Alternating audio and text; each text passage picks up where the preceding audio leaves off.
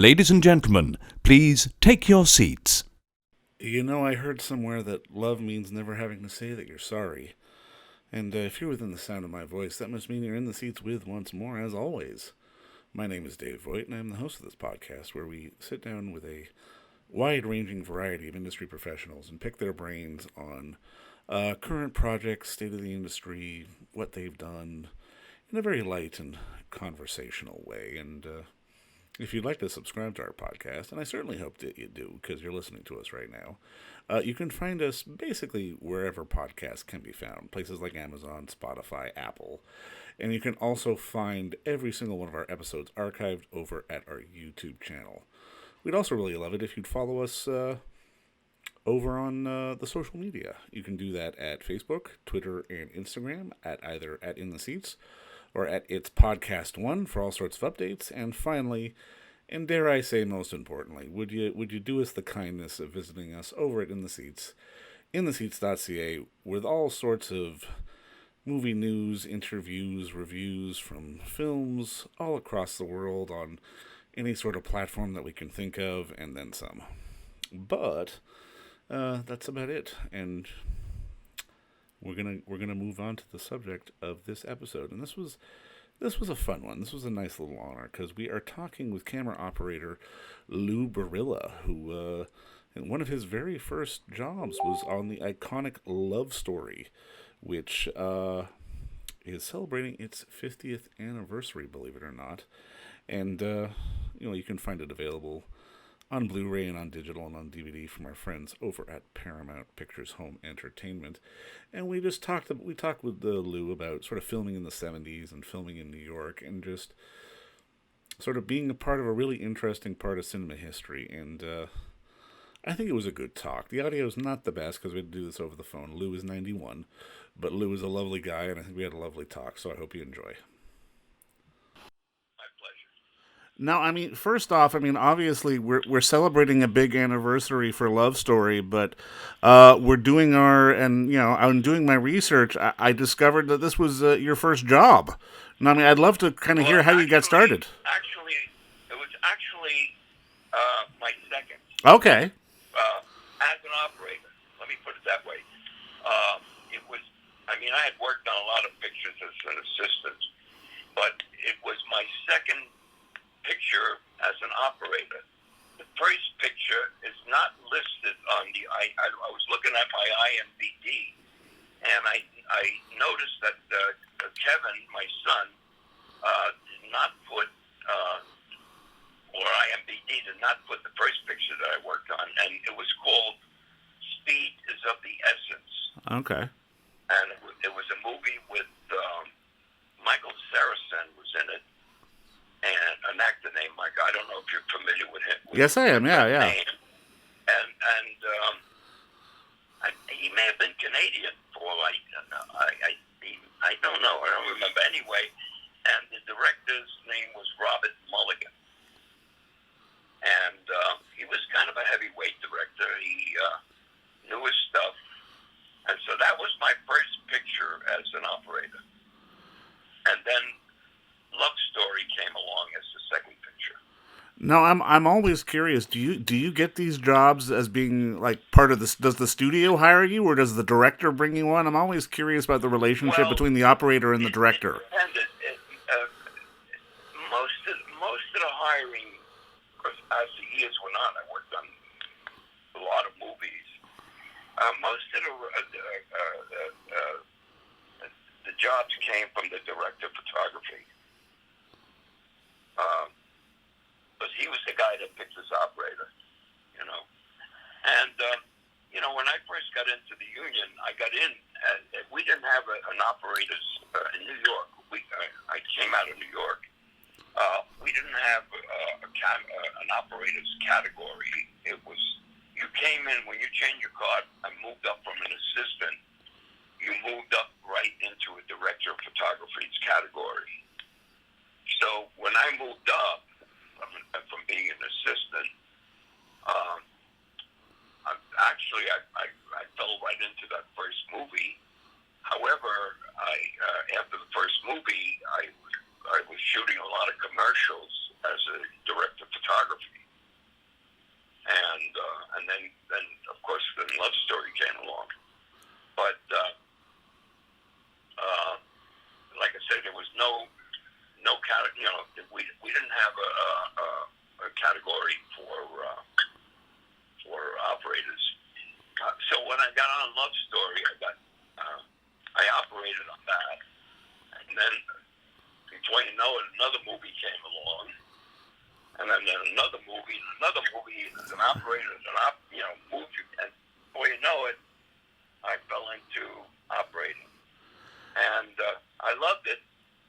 As a matter of fact, in many ways, I liked it better than lighting or DPing, because I was the last guy to look into that, into the camera and make the decision as to whether it was,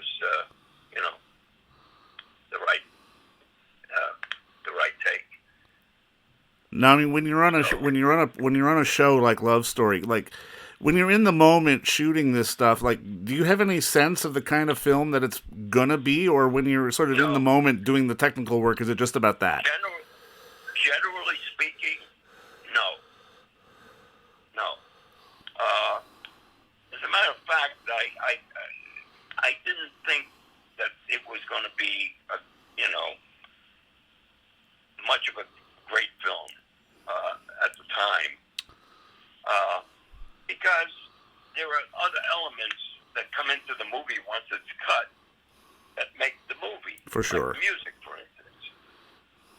Now, you add the music to some of the scenes, and that makes and then, of course, the cutting, once it's cut, once you get the music, when it's all put together, it becomes a different movie, that you imagined that you thought it was going to be. So, I know a lot of guys that I worked with after, of course, years after Love Story, accepted jobs that they intellectualized and thought, they were going to be great.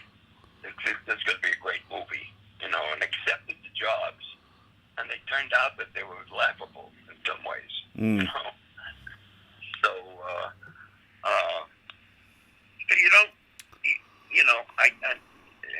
the answer to your question is no. I didn't know whether it was going to be, what it was going to turn out to be. Now, you've shot so much. Go ahead. I made some guesses of what I thought about performances, but we won't go into that. That's my job as the critic. Not necessarily Love Story. I'm talking about everything in general.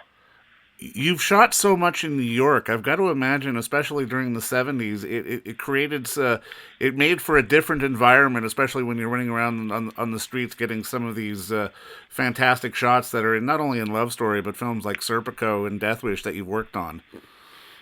Right. Shooting in New York was an experience in itself. Shooting in New York I loved it. The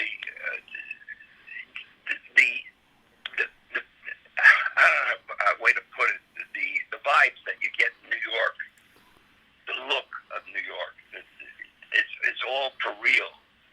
When California comes to New York or came to New York to shoot, and did a scene with let's say a bunch of bums or a bunch of, you could tell that it was fake. Yeah. When it was shot in Hollywood, but when it came to New York, it was for real. They used the real garbage cans, the real backgrounds, the real dirty look. It was just a different experience shooting in New York, and it still is, I'm sure. I loved it. I loved the people in New York. And after a few years of shooting in New York, the people started to get used to seeing crews, all over the city. For instance, I worked on 20 Kojaks, the Kojak series with Telly Savalas. Yeah. And we were all over that city, working on that series. And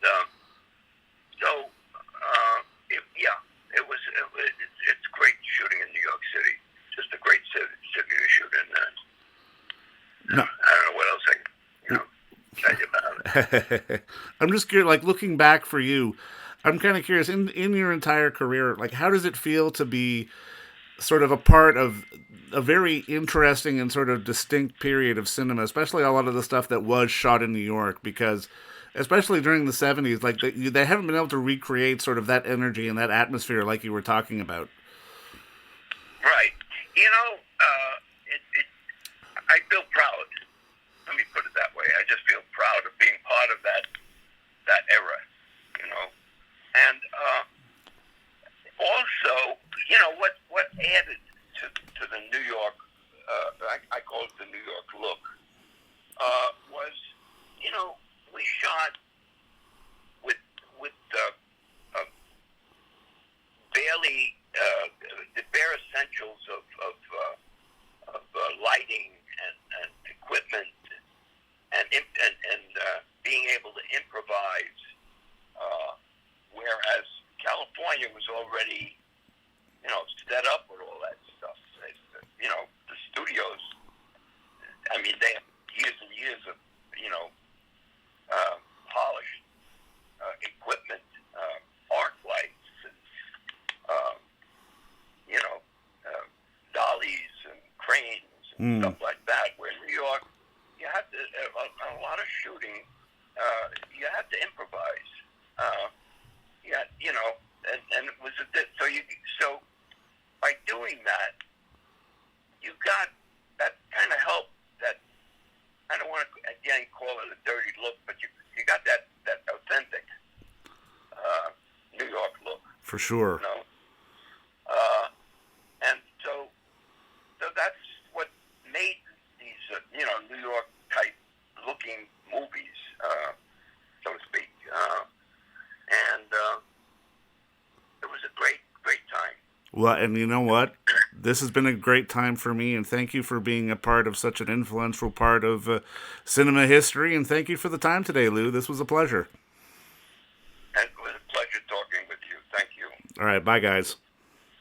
And don't forget to visit our friends over at Bay Street Video for all your DVD, Blu-ray rental, or purchasing needs this summer, as they are still open for curbside and some mailing delivery as well. Over at 1172 Bay Street, Toronto, Ontario, Canada, you can give them a call at 416-964-9088. That's 416-964-9088. Or send them an email at baystreetvideoto@gmail.com for any of your DVD and Blu-ray needs.